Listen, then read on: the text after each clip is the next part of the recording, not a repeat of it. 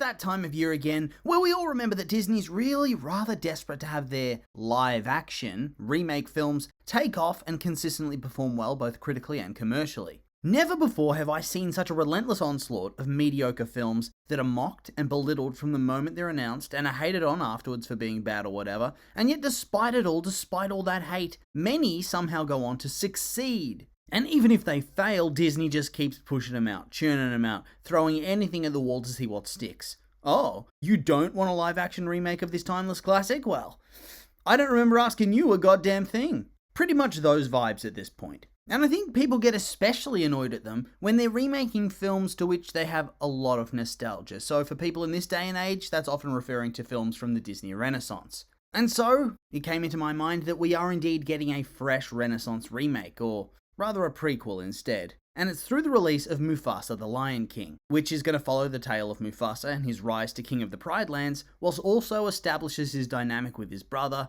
and realistically the root of their enmity and Scar's hatred and jealousy. And whilst I do think the popular consensus on these sorts of films is to instantly crap on the idea and talk about how it doesn't need to have a prequel, doesn't need a sequel, etc., that these remakes are completely unnecessary and clog up release windows as well as studio resources, if we're being perfectly honest, I actually think it makes a lot of sense that they are delving further into this world. Like, let's just take a look, right? The first film was a pretty big deal, all things considered, and whilst critics were very divided on it, with a 52% score on Rotten Tomatoes being proof enough of that, audiences seemed far more receptive. After all, it has an 88% score on Rotten Tomatoes for audiences, based off over 50,000 reviews, which, well, that's higher than I really would have anticipated simply based on the reception the film seemed to get online, and is just a bit of proof that you should always take online discourse with a massive pinch of salt. Those who actually like the film often just like the film and move on with their lives, but those who don't, they're more likely to talk about it and do the deep dives. So, I guess that makes a lot of sense. But yeah, I'm not hugely sold on this film. I liked it for the most part, I think, but there were issues.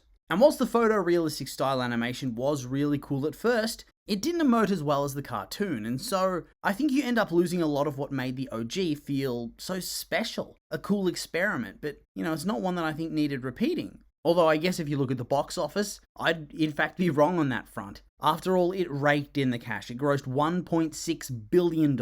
It is the current record holder for the highest grossing animated film of all time, and currently the 9th highest grossing film ever. So, not too shabby. With those numbers, you'd think that Disney would either have to be insane or stupid to not want to try and recapture that magic and earn the megabucks once more, because, let's be real, Lion King's a draw. So you would think they'd be aiming to crack the big billion once again. And I would argue that there is a good chance they'll actually manage to pull it off. But yeah, I guess we'll have to wait and see on that regard. But regardless, they are making another Lion King film, and as I mentioned, it is a prequel, follows Scar and Mufasa in particular. And look, for the most part, I actually think they've chosen a pretty decent storyline to go with. Obviously, I don't have the actual plot on hand, but they had to go one of two ways with future stories in this world. Either follow up with a Lion King sequel, as in a remake or something similar to Lion King 2, which, that would have probably even drawn more outcries of been there, done that. We already have that movie. And so rather, I think they had to do something fresh, something we haven't seen before on screen. Mufasa and Scar. They're very popular characters. Maybe not the most popular in the franchise, that's obviously Simba,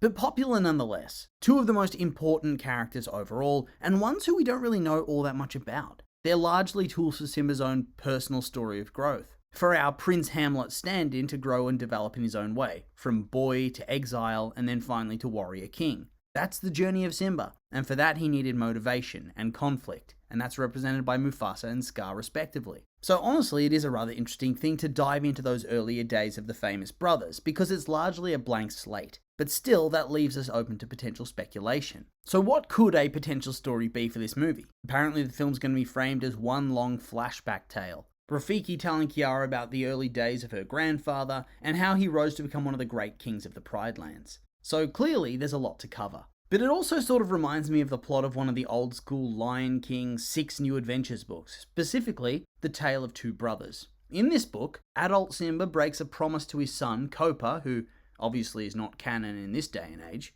but it was a different time. And so yeah, he breaks the promise, and so to encourage Simba and Kopa to make peace, Rafiki recounts the tale of Scar, or Taka as he was known back then, Taka and Mufasa. In this story, Taka feels left out by their father. He feels overlooked, unloved compared to his brother who's going to be the king. He's the heir to the Pride Lands. And thus this feeling of abandonment turns to jealousy, to bitterness. And so, despite his brother loving and caring about him, Taka tries to set him up for failure by pitting him against a buffalo, and in the end, Mufasa triumphs, and it's Taka who comes away as the failure, earning the scar from the buffalo that would replace his name. Now, is this exactly a one-to-one storyline the filmmakers will go with? No, I very much doubt that. Like, ripping the story from a book almost nobody read in the early 90s, I think they probably want to dive into things in a bit more depth and do their own sort of thing. We even saw hints of that in the film in 2019. But I do think there's going to be similarities in the storyline. I personally think the story probably starts with Kiara coming to find Rafiki to hear about her grandfather simply because her dad doesn't want to talk about that. Because if one Disney hero above all else needs therapy, it is poor old Simba. Dude is struggling.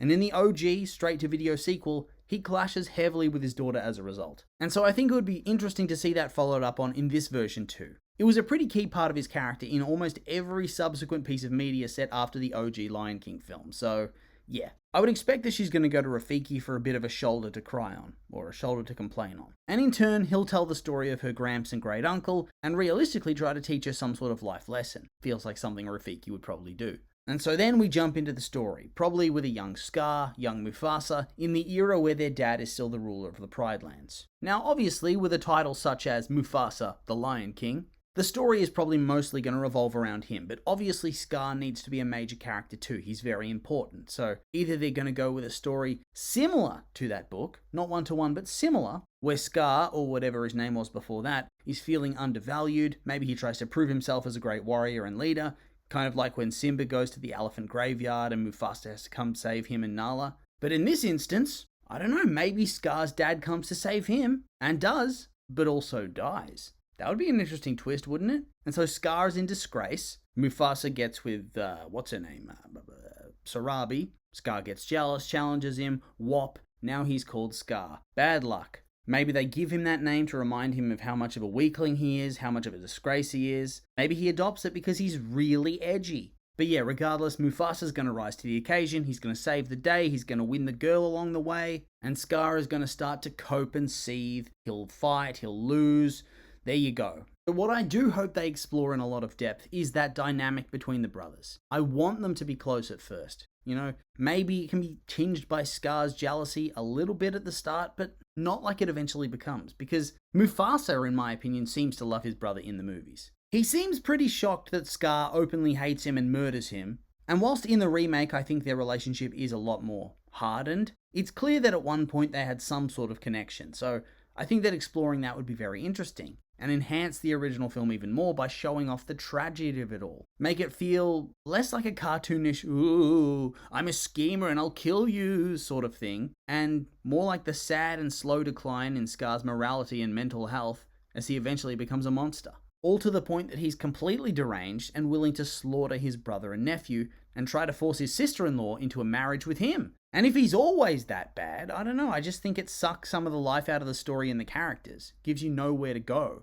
They need to bring us on that journey to see him fall to that level of depravity. Because, for me, that's ultimately the draw of the film. How does it get to the point of the start of the remake? They have a deeply strained relationship there, and that's what they need to explore. And honestly, I know it could be controversial, as the remakes are widely disliked online, but now that I've thought about it, this one, I'm actually keen for. I haven't rewatched the 2019 remake. I have no real desire to do so, but that being said, I think this has a good chance of being good. The director himself has a lot of good work under his belt. The visual quality will be high. Even if I think the hyperrealism can detract from the emotion of the animals, I still think it'll look good. Hell, the only real issue I have is the idea of Timon and Pumbaa providing colour commentary over the story, because that's funny in small doses, I think, but it's a concept that could get old very, very fast. Especially when the story really starts to kick off and you don't want to cut back to those present day scenes. So hopefully they don't lean on that too heavily, because that would suck. Also, I'm hyped for some fresh songs. Hope they don't use any of the classic Lion King 2 songs, because